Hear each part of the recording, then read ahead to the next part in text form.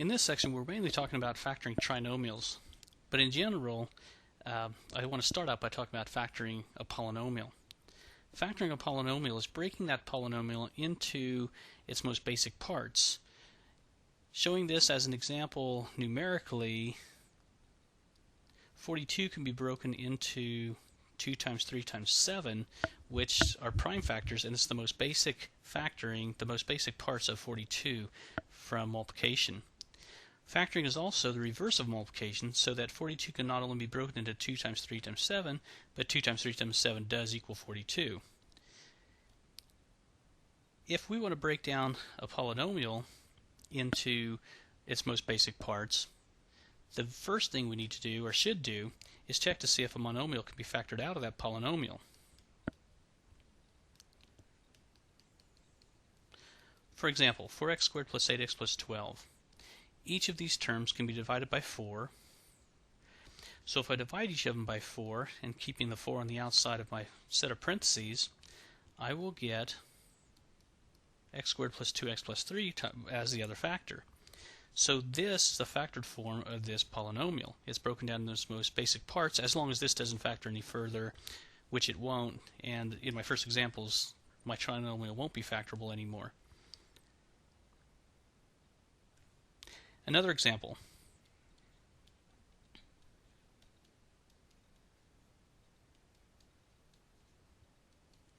Here's another trinomial in which each of these terms can be divided by 3. Each of the terms involves y, so I can factor 3y out of each of those terms. Dividing each of these terms by 3y, putting the 3y on the outside of the parentheses, I would have 4x squared minus 3x, dividing negative 9xy by 3y, and 18y divided by 3y is plus 6. Again, I won't worry about the factoring of this right now, but this would be the factored form of this trinomial if this is not factorable. Let me give you an example, or a practice problem.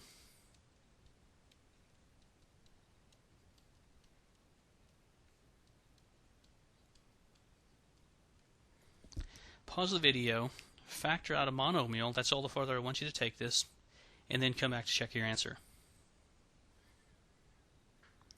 In this example, each of these coefficients can be divided by 8. Each of the terms includes an x. Each term includes a y, so I should be able to factor 8xy out of each of those terms. That should be the greatest common factor of those 3 terms. Dividing 32 by 8 is 4. X squared divided by x, or x cubed divided by x is x squared. Y divided by y is 1. Plus 24 divided by 8 is 3. X squared divided by x is x. Y squared divided by y is y. Minus 48 divided by 8 is 6. X divided by x is 1. Y cubed divided by y is y squared. So the first step in factoring is to check to see if a monomial can be factored out of every one of the terms. That'll help you in problems that have larger coefficients, in that it'll break down the problem into smaller trinomial with smaller coefficients that may be more easily factorable. Let's then look at factoring trinomials, and let's look at a case in which we have a 1 as our leading coefficient. X squared plus 5x plus 6. I cannot factor out a monomial out of all of this, out of each one of those terms, so let's break this into 2 binomials. The only way of breaking down x squared is x times x. But 6 can be divided down as 1 times 6 or 2 times 3. Also, I want to check my signs, especially this last sign, the one in front of the 6. Being positive, that means that my signs in the binomials are going to both be the same. Since the middle sign is positive, they're both positive. I have the factors of 6, the pairs of factors. I want them to add up to 5. 2 and 3 add up to 5. If I put those in my binomials, I end up with, or I can check to see if this factoring is correct for this trinomial by multiplying out. X times x is x squared, x times 3 is 3x, 2 times x is 2x, 3x and 2x add up to 5x, and 2 times 3 multiply to give 6. Another example, same type of problem. Again, I cannot factor out a monomial, so let's break this down into the basic parts of two binomials. X squared can only be broken down into x times x. The factors of 18 are 1 times 18, 2 times 9, or 3 times 6. I have a positive sign in front of my last term, which means my signs in the binomials are going to be the same, but because the middle sign is negative, they're both going to be negative. I want, because I have the same signs, I want a sum of 19, my middle term. 1 and 18 will give that to me. In fact, with the 1 and 18 following negative signs, my middle term is actually negative 18x plus negative 1x is negative 19x. So I factored this one correctly. Let me give you a practice problem.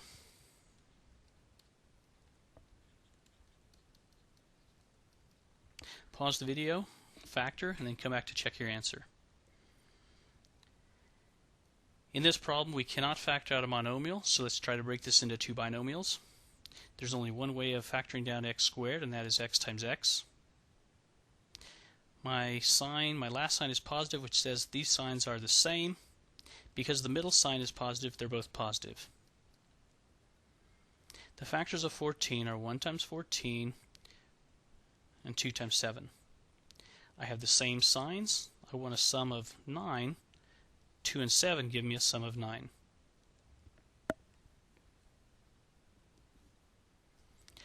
Another example, or another practice problem, x squared minus 6x plus 9. Pause the video, work the problem, then come back to check your answer. In the factoring for this problem, we cannot factor out a monomial, so let's break into two binomials. We have x squared as the leading term, which means the only way of breaking that down is x times x.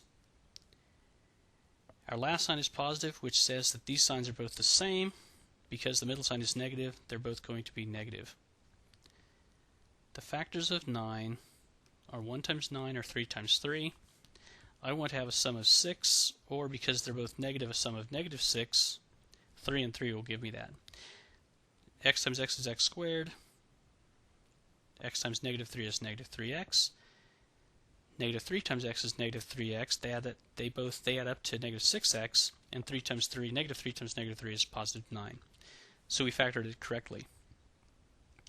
In all of these examples, my last sign was positive, which told us that the signs in the binomials were the same, and those signs took on the same sign as the middle sign. But what if that last sign is negative? For example, x squared plus 3x minus 4. After checking to see if we can factor out a monomial, we should then try to factor into two binomials. There's only one way of breaking down x squared, and that is x times x. My last sign is negative, which tells me that my signs are different. The factors of 4 are 1 times 4 or 2 times 2. I have different signs, so I want a difference of 3. 1 and 4 will give me a difference of 3. And if I put a 4 after the positive and a 1 after the negative, that will give me a positive 3x as a middle term. Let me give you one example, or one practice problem for this.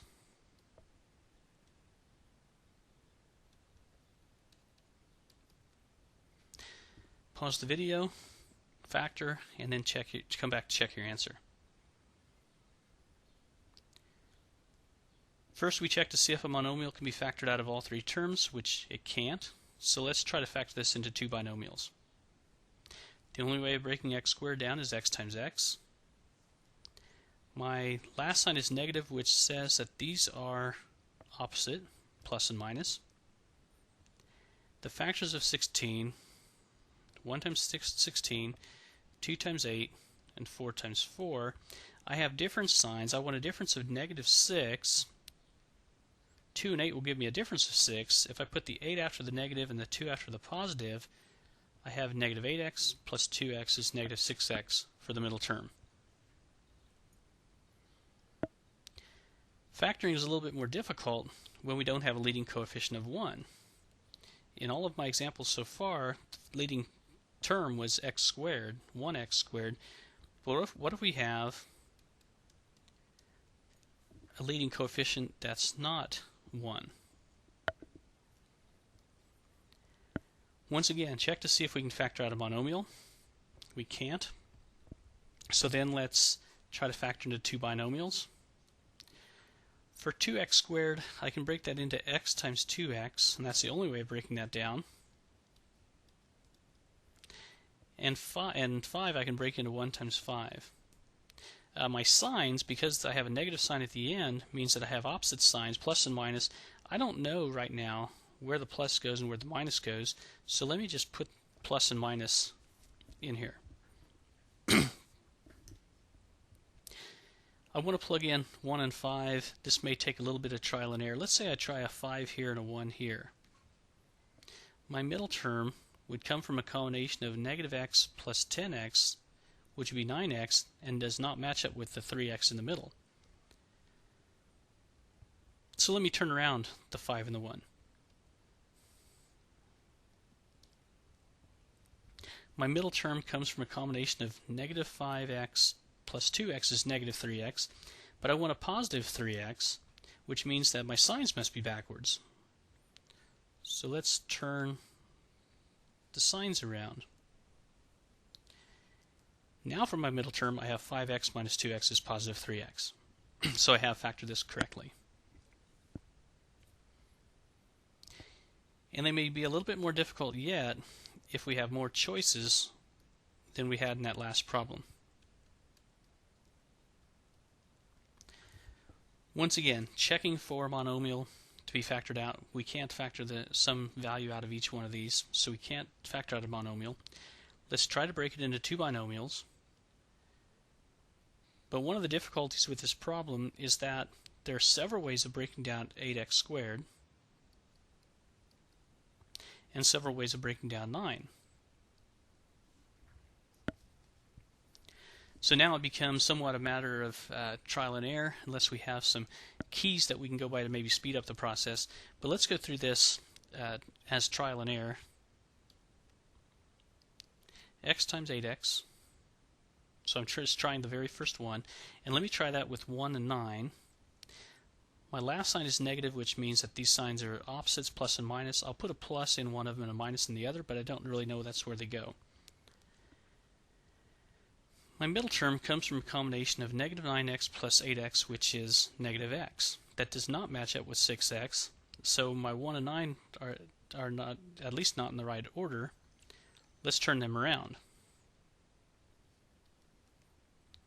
My middle term now would come from a combination of 72x minus x is 71x, and it still doesn't match up with 6x, which means that my 1 and my 9 does not work with the x and 8x. So let's keep the x and 8x and try 3 and 3.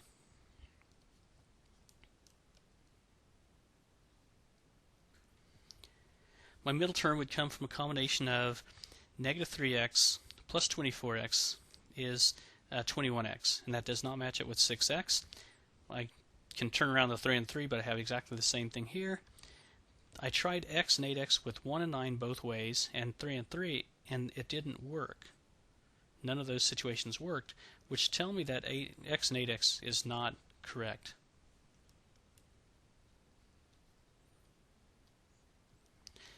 So let's try 2x and 4x. Let's start with 1 and 9. Middle term would come from negative 18x plus 4x is negative 14x, which does not match up with the 6x. So let's turn those around. 36x minus 2x is 34x, which still doesn't match up with 6x. I've tried 1 and 9 with the x and 8x, and also with 2x and 4x. none of those combinations worked, which means that the 8x and x and 8x can be thrown out and the 1 and 9 can be thrown out. And the only other combination to try is 3 and 3. The middle term would come from a combination of 12x minus 6x, which is 6x, so I must now have the right combination. And if I would have had a negative 6x from combining those, then the signs would have been in the incorrect places. I could have reversed them. Let's try a practice problem.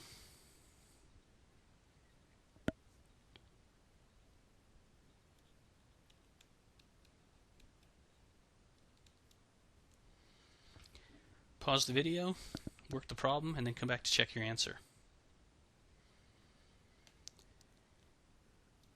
In this problem, we can't factor out a monomial, so let's try to break it into two binomials. The only ways of breaking down 4x would be 4x times x, or 2x and 2x. And the only way of breaking down 3 is 1 times 3, which means I know that that has to be one of the combinations for the last term, or the only combination for the last term. My sign is plus, which means that my signs are the same, and because the middle sign is negative, they're both negative. I can then try the different combinations of 4x and x, or 2x and 2x. Let's say I try 4x and x. My middle term would come from a combination of negative 12x minus x is negative 13x, which doesn't match up with negative 8x here. So let's reverse the x and 4x.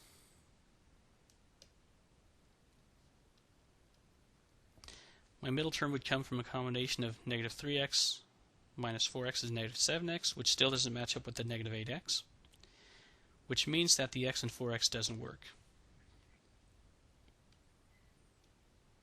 So let's try 2x and 2x. The middle term would come from a combination of negative 6x minus 2x is negative 8x. If I check out completely through multiplication, 2x times 2x is 4x squared. Negative 1 times negative 3 is positive 3. And let me give you one more practice problem.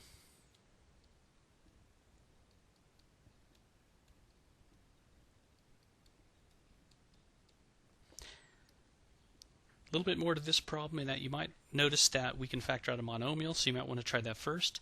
Pause the video, factor this down completely, and then come back to check your answer.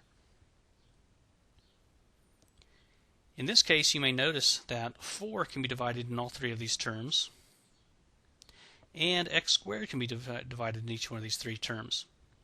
So I can factor out the monomial 4x squared. If I divide each of the terms by 4x squared, I would have 8x squared plus 22x plus 15. Keep the 4x squared, and let's try to break this trinomial into two binomials. My sign is positive at the end, the third term, so that means that the signs are the same. Because this is plus, they're both plus. I can break 8x squared down into 8x times x, or 4x times 2x. I can break 15 into 1 times 15, or 3 times 5. Let's say I start with 8x times x and 1 and 15. The middle term is supposed to be 22. Here I have 8x times 15 is 120 plus x is 121x. That does not match up. So let's turn around the 1 and the 15.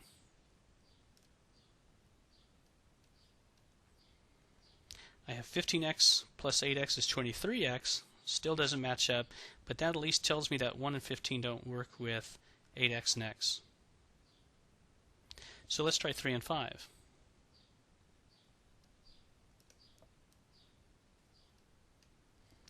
$40x plus 3x is 43x. Doesn't match up with 22x, so let's reverse those.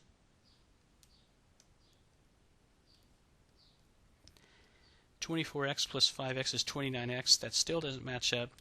That tells me that 8x and x mustn't work.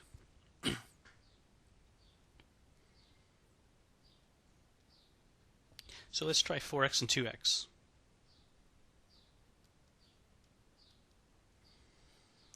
I'll try that with 1 and 15. I have 60x plus 2x is 62x. That doesn't work, so let's reverse the 1 and the 15. 4x plus 30x is 34x. That doesn't work. I've tried 1 and 15 with 8x and x, also with 4x and 2x, so I know that one doesn't work. Let's now try 3 and 5.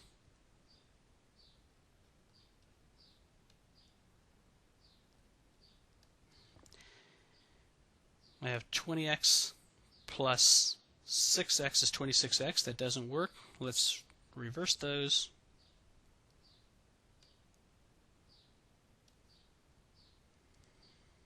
I have 12x plus 10x is 22x. I found the correct combination, the correct factoring. If I use a few clues, or if I try something in a different order, I might have come across it more quickly. In this case, I came across it at the end. So we have the correct factoring of that trinomial. If we try all the cases and none of them work, then the trinomial mustn't be factorable. Also, this trial and error method works okay. As you get more experience, it might become easier, but yet there's another method that I'll show in a different video called the AC method of factoring, that if this doesn't make much sense, you can try that other method. It can come about the answer more quickly, and you're welcome to use it at that time.